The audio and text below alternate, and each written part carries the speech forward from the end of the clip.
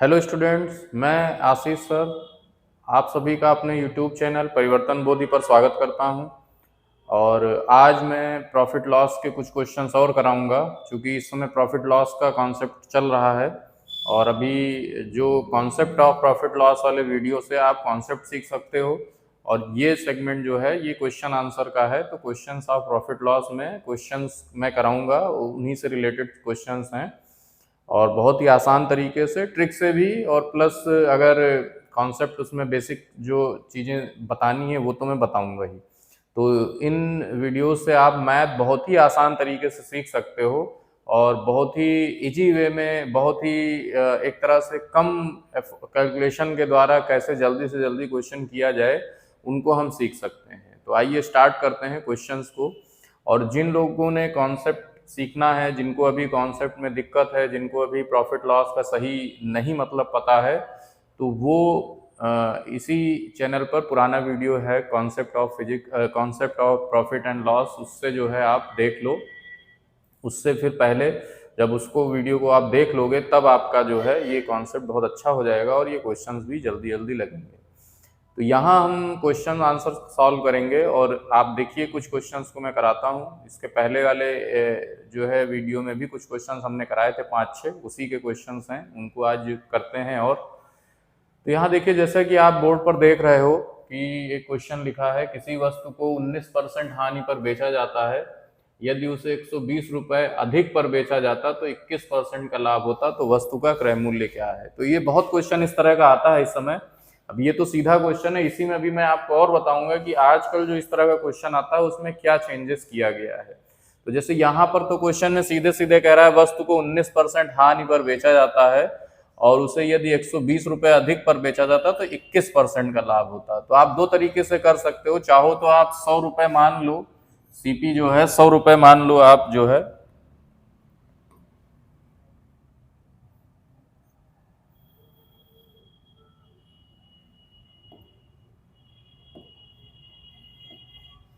तो जैसे मान लीजिए हमने सीपी को 100 रुपीज माना, तो यहाँ दो चीजें, पहले 19% हानि पर बिकी है, तो जब 19% की हानि है तो यानी कि 100 में 19 कम हो जाएगा, तो ये कितने पर बिकेगा। मान लो हम कहें, अगर डायरेक्ट देखें तो 100 में सीधे सीधे आप 19 कम कर दो, ठीक है, तो ये बिकेगा 81 रुपीज पर। ठीक। अगर बाई चांस मान लो हम कहें 21% का लाभ होता है, यही चीज अगर 21% लाभ पर बेची जाती, तो 21% लाभ है, सॉरी, इसको 21% लाभ कर लेते हैं।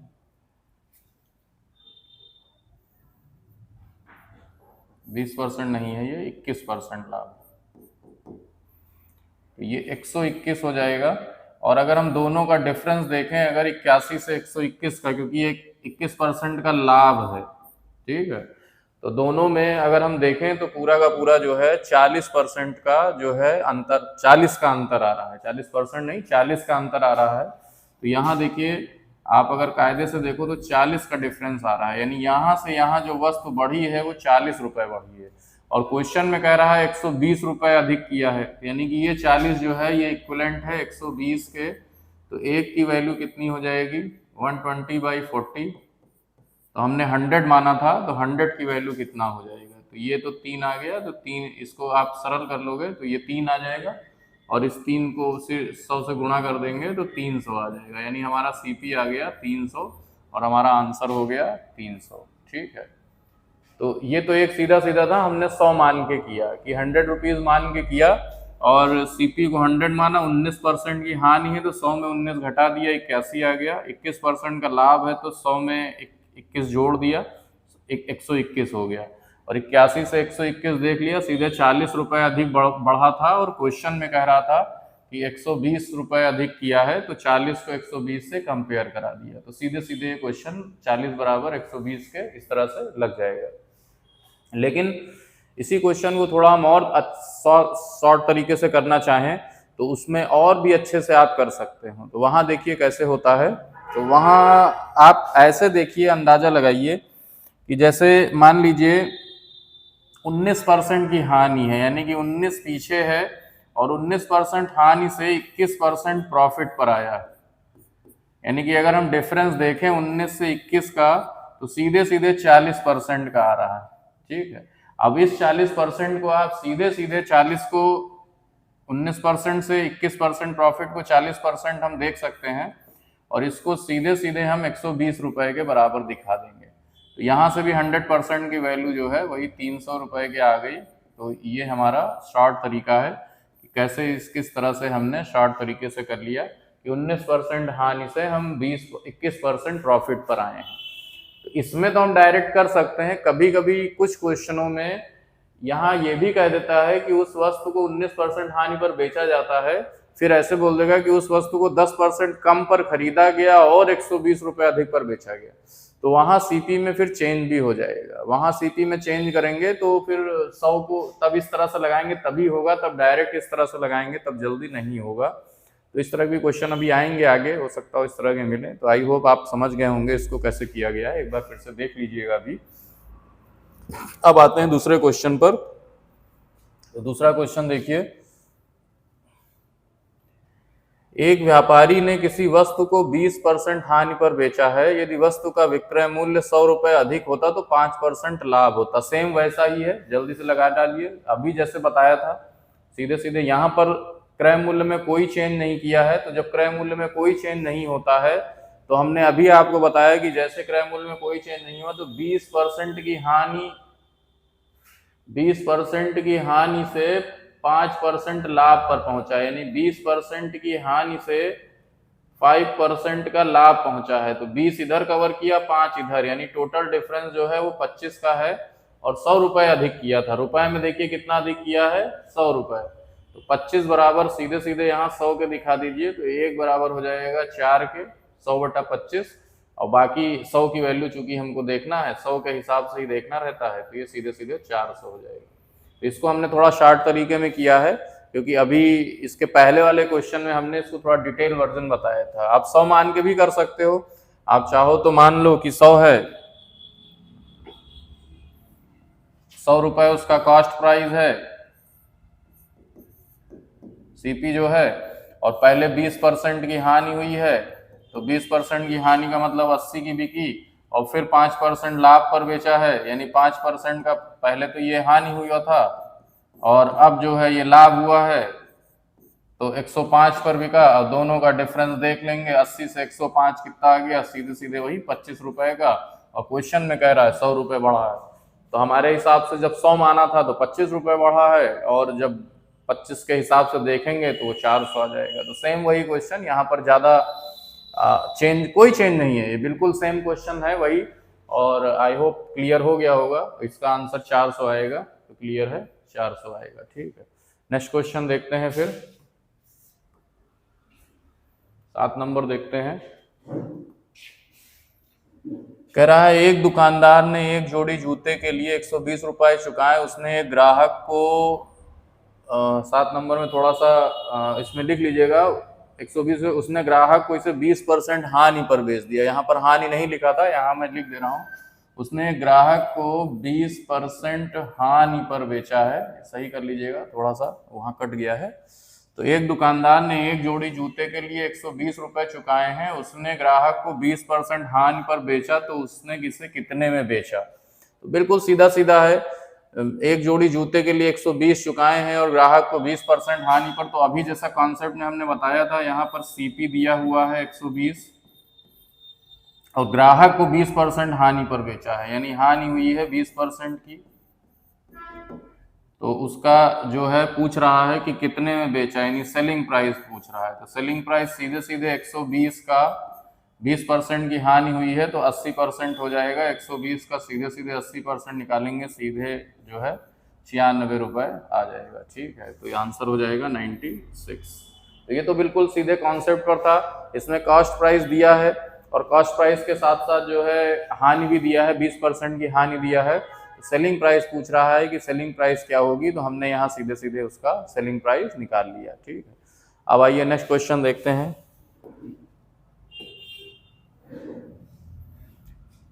एक वस्तु का विक्रय मूल्य 750 है, क्रय मूल्य इसके विक्रय मूल्य का 4/3 गुना है। बहुत आसान है, देखिए सेलिंग प्राइस दिया हुआ है 750, यानी सेलिंग प्राइस जो हमारा दिया है 750, तो कॉस्ट प्राइस कितना हो जाएगा, क्वेश्चन में ही कह रहा है विक्रय मूल्य का 4/3 गुना, यानी 750 का सीधे सीधे 4/3 कर देंगे, ये हमारा आ जाएगा 1000। बस 1000 है, 750 में बिका है, सीधे सीधे 250 रुपए की हानि हुई है 1000 पर, 25% का सीधे सीधे हमारा आंसर आ जाएगा। ठीक है, तो कुछ करना नहीं है यहाँ, तो सीधे सीधे देखिए 1000 हमारा सीपी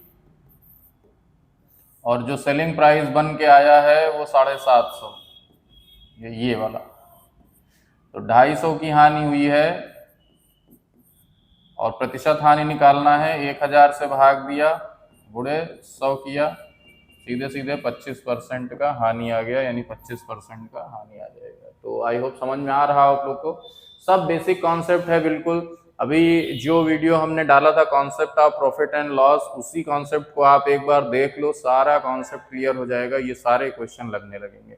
तो आइए नेक्स्ट क्वेश्चन देखते हैं। तो ये सारे क्वेश्चन आप लोग को खुद भी लगाने हैं, आप यहाँ से एक बार हिंट ले लो, लेकिन इनको आपको खुद भी लगाना है, तो ध्यान से जो है लगाते भी चलिएगा। आइए 9th क्वेश्चन देखते हैं।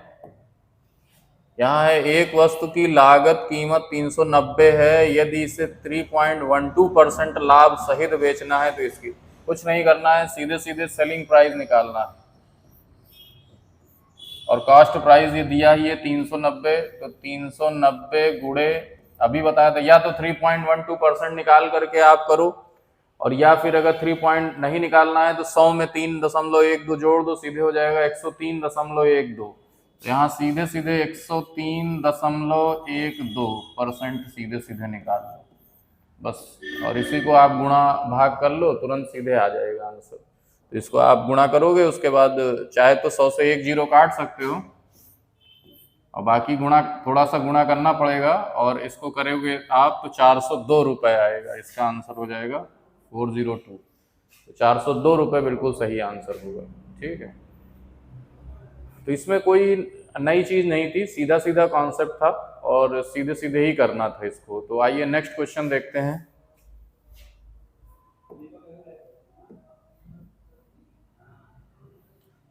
कह रहा है एक फल बेचने वाले ने 22.5 रुपए प्रति दर्जन की दर से आम खरीद कर 8% की हानि पर बेच दिए। वो जो उसमें उधर कट गया है तो वो हानि ही है, और ग्राहक का 1 दर्जन आम का क्या देगा। तो सीधे सीधे देखिए, एक फल बेचने वाले ने 22.5 रुपए प्रति दर्जन की दर से आम खरीद कर 8% की हानि पर बेचा है, तो यहाँ उस दर्जन को बदलने की कोई आवश्यकता नहीं है, तो आपको कोई मतलब उसको चेंज नहीं करना है, सीधे सीधे बस जो ये 22.5 रुपये है हमारा,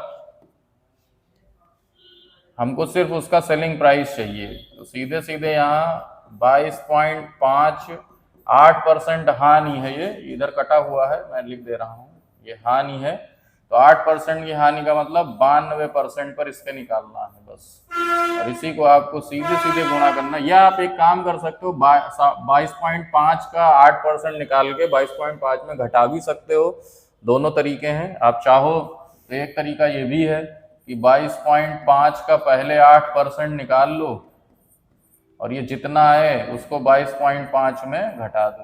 ठीक है, ये जितना भी आएगा उसको 22.5 में घटा दो, दोनों से ही आंसर आ जाएगा। तो यहाँ इसका आंसर जो होगा 20.7 हो जाएगा और आपका ये वाला आंसर सही हो जाएगा। ठीक, तो ये क्वेश्चन थे कुछ बेसिक क्वेश्चन जिनको मैंने अभी आपको कराया है। अब थोड़ा सा इससे टिपिकल लेवल के क्वेश्चन भी आएंगे, थोड़ा और एक क्वेश्चन और देख लेते हैं, 11 नंबर देख लेते हैं।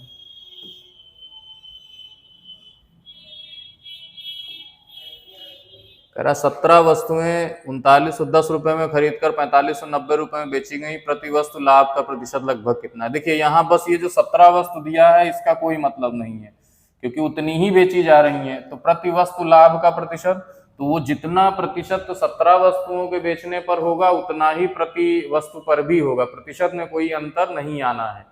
तो यहाँ केवल 17 वस्तु, अब जिनको नहीं पता होगा वो 17 वस्तु से पहले एक वस्तु का निकालेंगे, तो उससे करने से कोई फायदा नहीं है। ठीक है, क्योंकि क्वेश्चन तो पूछा है कि प्रति वस्तु लाभ का प्रतिशत लगभग कितना है, तो उससे कोई फर्क नहीं पड़ता है। आप 17 पर जो प्रतिशत लाभ है वही पूरे पर प्रतिशत लाभ है, वहां उससे कोई फर्क नहीं पड़ेगा।